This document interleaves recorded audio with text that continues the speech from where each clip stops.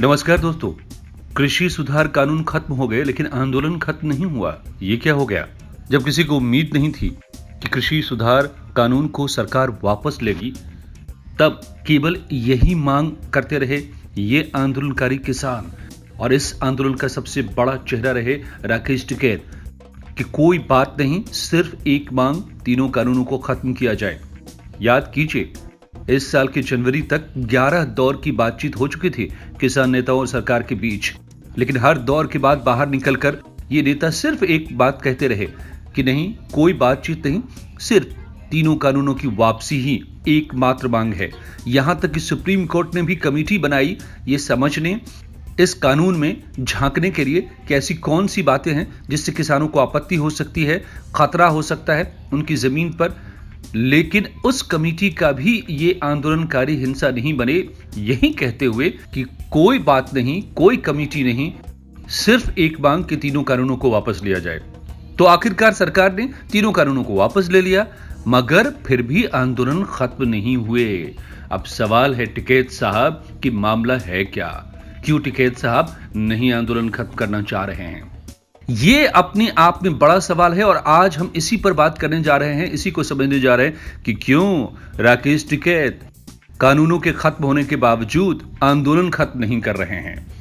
ये समझना बड़ा जरूरी है और बड़ा ही दिलचस्प है दोस्तों।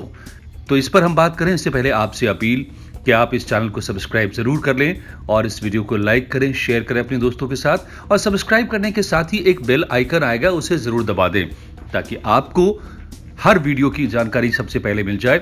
और ऐसा करने में, सब्सक्राइब करने में, लाइक करने में, शेयर करने में आपका एक पैसा नहीं जाएगा, लेकिन मेरी कोशिश को मजबूती मिलेगी ताकि हम आप तक ला सकें ये खबरें, ये विश्लेषण।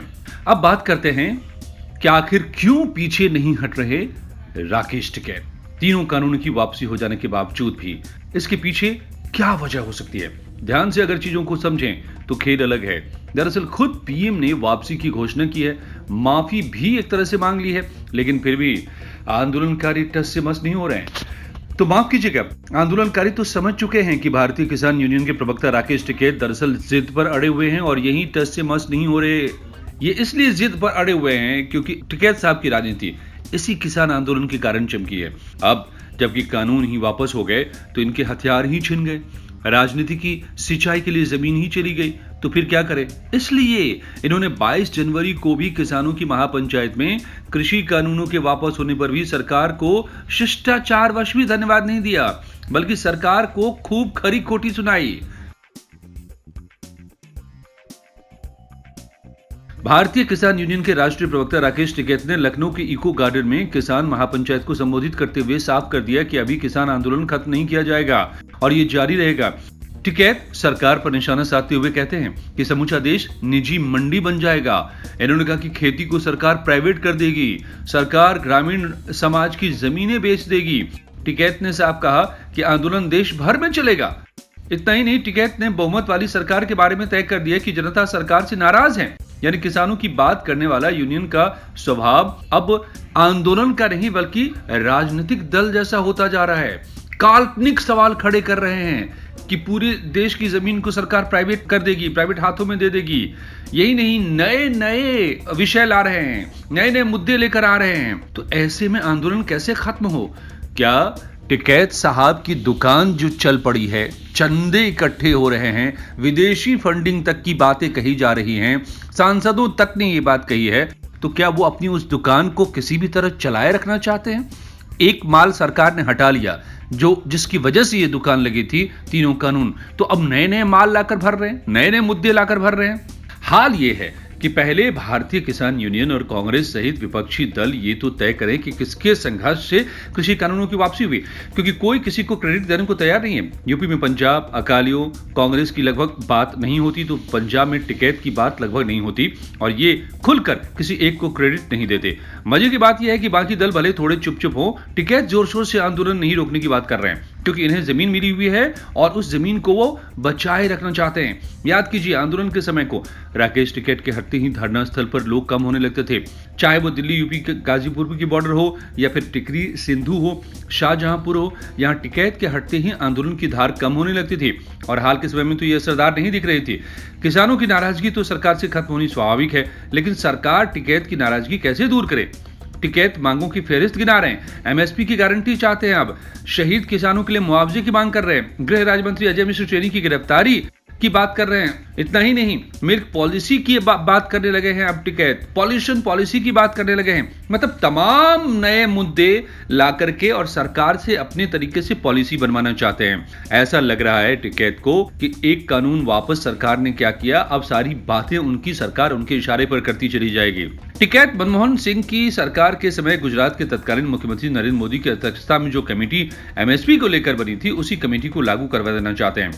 एमएसपी को लेकर ये स्वामीनाथन की रिपोर्ट क्यों नहीं लागू हुई, ये भी पूछते हैं। लेकिन ये समझिए कि ये तब की हालातों पर थी। सरकार कोई हो, सरकारों ने कोशिशें की, मगर एमएसपी लागू करने को लेकर के एक राय नहीं बन पाई। खुद वो सरकार जो आज वो पार्टी जो साथ है, कांग्रेस पार्टी इनके, उसकी सरकार ने भी इसे लागू नहीं किया। आर्थिक विशेषज्ञ भी नहीं इसको ठीक मानते हैं कि एमएसपी का स्वामीनाथन वाली रिपोर्ट के आधार पर लागू किया जाए, क्योंकि फिर इतने दाम बढ़ जाएंगे तमाम अनाजों के कि बहुत लोगों की पहुंच से बाहर हो जाएगा। उसमें जमीन की कीमत को भी शामिल करना पड़ेगा अनाजों की कीमत में, और फिर अनाज खरीदना इतना महंगा हो जाएगा कि आप उसे नहीं खरीद पाएंगे खाने के लिए। और खाने पीने की चीजें अगर इतनी महंगी हो जाएंगी तो फिर गरीब कैसे खाएंगे, आम लोग कैसे खाएंगे। कृषि कानूनों को लेकर सुप्रीम कोर्ट ने कमेटी बनाने की बात की थी। उसके सदस्य अनिल घनवट कहते हैं कि अगर एमएसपी को लेकर के कानून बनाया गया तो भारतीय अर्थव्यवस्था को संकट झेलना पड़ेगा। इसके मुताबिक कानून किसी दिन खरीद प्रक्रिया अगर नीचे चली जाती है कानून के हिसाब से, या मार्केट में प्राइस कम हो जाता है तो अनाजों के, तो फिर और एमएसपी की गारंटी की कानून अगर बना दिया गया तो कोई भी व्यापारी उससे नीचे के दाम पर नहीं खरीदेगा, क्योंकि उसे जेल जाने का डर रहेगा। और अगर वो नहीं खरीदेगा तो किसान क्या करेंगे, फिर कहां जाकर बेचेंगे? शेतकारी संगठन के प्रमुख घनवट कहते हैं कि किसानों और केंद्र सरकारों को किसानों की आय बढ़ाने के लिए कोई और रास्ता सोचना चाहिए। एमएसपी पर कानून बनाना कोई हल नहीं है। आप जानते हैं कि वही घनवट हैं जिन्होंने सरकार पर अभी आरोप लगाया कि सरकार ने कृषि कानून पर सुप्रीम कोर्ट पैनल के सुझाव को पढ़ने की जरूरत तक नहीं समझी थी और कानून को वापस लेने की घोषणा कर दी प्राइम मिनिस्टर ने। लेकिन टिकैत तो इनकी भी नहीं सुनते। उधर कानून वापस करवाने की एकमात्र जिद लिए बैठे थे, और अब जो घनवट कह रहे हैं कि भैया एमएसपी मत कानून बनाओ, इससे भी नुकसान किसानों का हो जाएगा आखिरकार, ये भी नहीं सुनते। एमएसपी गारंटी कानून तो मुमकिन नहीं दिखता। इनकी मांग करने वाले राकेश टिकैत कहते हैं कि सरकार ने न कृषि कानून लागू होने की बात की, न वापसी की। मतलब वापसी पर भी इनसे आकर बात करती सरकार। अरे भाई 11 दौर की बातचीत हो गई थी, उसमें एक ही बात आपने रखी थी कि कानून वापस करो, तो वापस कर लिया। अब 12वीं बार इसको लेकर के फिर से आप क्या बात करने की जरूरत थी, ये समझ से परे है। दरअसल वही बात है कि अब अपनी दुकान जो जमा कर बैठ गए हैं राकेश टिकैत, उसको नहीं तोड़ना चाहते। लगता है उन आरोपों में दम है, उनको फंडिंग आ रही है। तो बैठे बैठे अगर पैसे आ रहे हो, चेहरा चमक रहा हो, राजनीति चल रही हो, तो भला क्यों वो दुकान हटा ले, समेट ले अपनी। तो इसीलिए वो उसे नए नए मुद्दों से आगे बढ़ाना चाहते हैं। साफ तौर पे मामला अब राजनीतिक होता जा रहा है। इसमें एक पहलू और भी है दोस्तों, विदेशी ताकतें देश में अगर अस्थिरता बनी रहे तो देश के जो दुश्मन देश हैं, चाहे वो पाकिस्तान हो, चीन हो, या बहुत सी बड़ी पश्चिमी ताकतें भी हैं, वो फंडिंग करते रहते हैं ऐसे ऐसे रास्तों से जिसका पता करना भी बड़ा मुश्किल होता है, और वो फंडिंग पहुंचती रहती है। पिछले दिनों आपने देखा था कि क्या क्या चीजें सामने आई थी, विदेशों में लिखी गई चीजें, टूल्स, और वो उसके जरिए यहां पर आंदोलन संचालित हो रहे थे। तो क्या वो वहां से भी पैसे आ रहे हैं, परोक्ष रूप से वो उनकी मदद मिल रही है, और इसलिए ये आंदोलन चलाने के लिए कहा जा रहा है। विदेशी ताकतों के संपर्क में होने की बातें भी आ रही हैं। बीजेपी के राज्यसभा के सांसद हैं हरनाथ सिंह, उन्होंने टिकैत पर विदेशी ताकतों के संपर्क में होने का आरोप लगाया है। हालांकि और उन्होंने मांग भी की है कि टिकैत की संपत्ति की जांच हो। ये आरोप है, अगर ये आरोप है तो गंभीर आरोप है और जांच होनी भी चाहिए। तो लेकिन इस वक्त जो सवाल है, इस वक्त जो तस्वीर दिखाई दे रही है कि जिस तरीके से जिद किए बैठ गए हैं, अपनी मांगों को बढ़ाते जा रहे हैं, नई नई मांगों को जोड़ते जा रहे हैं राकेश टिकैत, और इस आंदोलन को जारी रखना चाह रहे हैं, तो ये शंका जरूर पैदा करता है। दोस्तों, हम ये नहीं कह रहे कि राकेश टिकैत देश के खिलाफ काम कर रहे हैं, देश के दुश्मनों से जा मिले हैं। ये सारी बातें जांच की हो सकती है। आरोप ये जरूर लगते रहे हैं, ये आपने भी देखा है। ऐसे चेहरे देखे गए हैं, चाहे वो शर्जील हो, चाहे वो झंडा हो खालिस्तान का, चाहे वो कई ऐसे लोग जो देशद्रोही काम करते रहे हैं, उनकी मौजूदगी हो, या उनको लेकर नारेबाजी होती रही हो, या फिर लुटियन गैंग जो, या फिर लेफ्टिस्ट जो कहीं ना कहीं उग्रवाद तक का समर्थन कर देते हैं, उन लोगों की मौजूदगी या वैसे नारेबाजी होती रही हो। ये सारी बातें देखी है पिछले दिनों में।